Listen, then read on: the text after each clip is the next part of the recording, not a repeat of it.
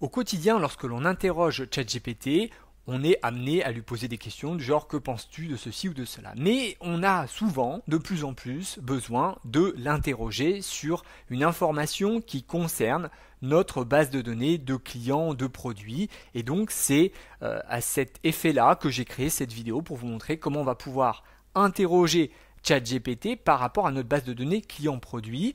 Dans cet exemple, dans cette vidéo, je vais vous montrer comment on crée une interface, c'est-à-dire comment on crée des champs et des boutons pour pouvoir mieux dialoguer avec notre base de données produit, client ou autre. Alors vous me direz, j'ai déjà une interface pour interroger ma base de données client ou produit. Oui, mais votre interface, elle n'est peut-être pas parfaite, elle ne fait peut-être pas exactement ce que vous voulez. Il va falloir que vous créez vous-même votre propre interface, c'est-à-dire vos propres formulaires pour l'interroger. Et alors, comment on fait ça? Eh bien, d'abord, il va falloir demander à notre équipe de développement de créer des endpoints, c'est-à-dire des accès API avec des clés API et des URL pour interroger donc cette base de données.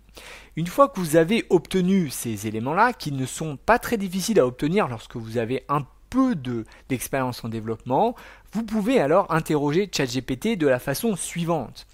Je souhaite créer une interface qui me permette de trouver des sujets de formation, donc en l'occurrence ma base de données ici c'est des sujets de formation. Je souhaite donc que tu crées une interface en HTML pour pouvoir interroger cette base de données. Et donc on copie-colle les endpoints, c'est-à-dire les éléments techniques que nous a donné le développeur, et cela va donc nous permettre de créer une page HTML, un formulaire, une interface qui nous permet, ici dans cet exemple, par exemple si je dis j'ai tapé Excel, et bien il va rechercher Excel dans ma base de données. Ici, je vais taper par exemple Word, et bien il va me retrouver, vous voyez ici, toute la base de données des éléments qui sont en relation avec Word.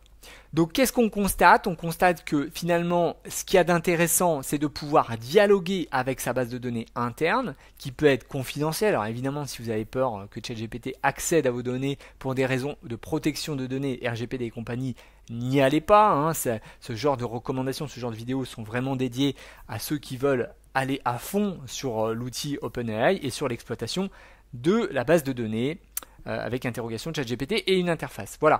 Bon courage à vous, c'est vraiment quelque chose que je vous recommande pour pouvoir faire des plans stratégiques. Bon courage!